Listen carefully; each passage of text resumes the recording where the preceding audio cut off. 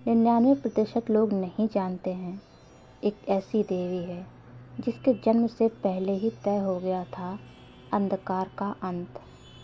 जब हर देवता हार गया, तब अग्नि से प्रकट हुई वो शक्ति जिसकी एक मुस्कान से अंधकार मिट जाता था। ब्रह्मांड की सबसे सुंदर और शक्तिशाली देवी, जिसकी एक मुस्कान से सृष्टि का निर्माण होता है। 10 महाविद्याओं में तीसरी माँ त्रिपुर सुंदरी।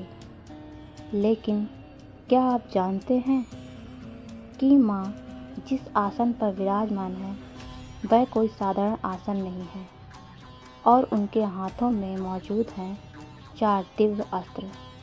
जीवन का कौन सा रहस्य छिपा है और वह गहरा सत्य सिखाते हैं।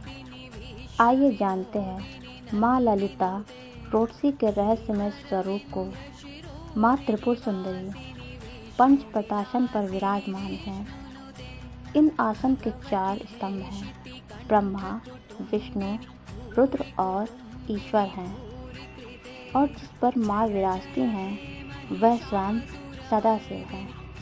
इसका अर्थ है, जब तक माँ की शक्ति इन दोनों में नहीं होती तब तक वे निष्क्रिय हैं। माँ ही वह परम शक्ति हैं जो सृष्टि, पालन और संहार को संचालित करती है। माँ के 4 हाथ 4 दिशाओं और मानव मन के 4 विकारों को नियंत्रित करते हैं। पाश, यह राग यानी मोह का प्रतीक है। माँ इसे अपने भक्तों को संसार के बंधनों से मुक्त करने के लिए धारण करती है। अंकुश, यह क्रोध का प्रतीक है। यह हमें सिखाता है कि अपने गुस्से और विकारों पर नियंत्रण कैसे करें। इक्षु धनुष, गन्ने का धनुष, यह हमारे मन का प्रतीक है, जो कभी मीठा तो कभी चंचल होता है। पुष्प बाण, फूलों के तीर, ये 5 तीर हमारी 5 इंद्रियों का प्रतीक है।